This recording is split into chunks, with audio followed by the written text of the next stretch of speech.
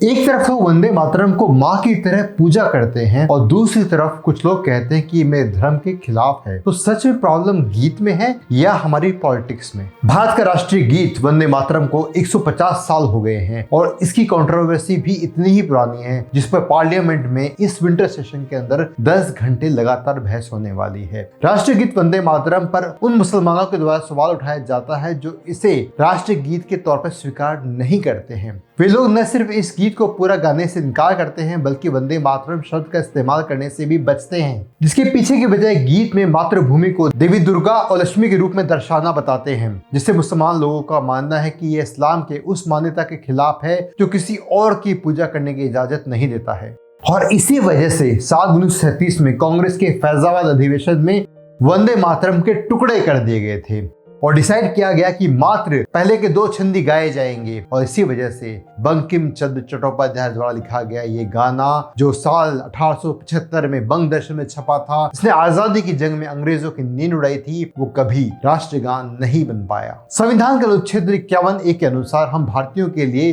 राष्ट्रगान जन गण मन को गाना अनिवार्य है, जबकि वंदे मातरम को राष्ट्रगीत के रूप में मान्यता मिली, लेकिन इसको गाने के लिए कोई संवैधानिक अनिवार्यता है ही नहीं। और अब संसद में कांग्रेस और बीजेपी दोनों इसके लिए बहस करेंगे, जिसमें बीजेपी कांग्रेस के इस गीत के टुकड़े करने को गलत बताएगी और कहेगी कि कांग्रेस के कदम ने विभाजन की नींव रखी और अब 150 साल पूरे होने पर वंदे मातरम के लिए जन गण मन के बराबर दर्जे का और स्कूलों में, कॉलेज में, राष्ट्रीय कार्यक्रमों में मैंडेटरी करने की मांग की जा रही है। तो वही कांग्रेस का मानना है कि इस गीत को राष्ट्रीय दर्जा दिलाने वाली वही पहली पार्टी है और साल 1937 का फैसला समाज की भावनाओं को देख करके लिया गया था, विभाजन के लिए नहीं लिया गया था। और अब बीजेपी इतिहास को तोड़ मरोड़ करके पेश कर रही है और ये मुद्दा अगले साल बंगाल चुनाव की वजह से बीजेपी और कांग्रेस दोनों के लिए बहुत अहम बन चुका है, क्योंकि इस गीत का सीधा जुड़ाव बंगाल से है जो इलेक्शन पर एक बहुत बड़ा इम्पैक्ट डाल सकता है। आपकी क्या राय है इस विषय में?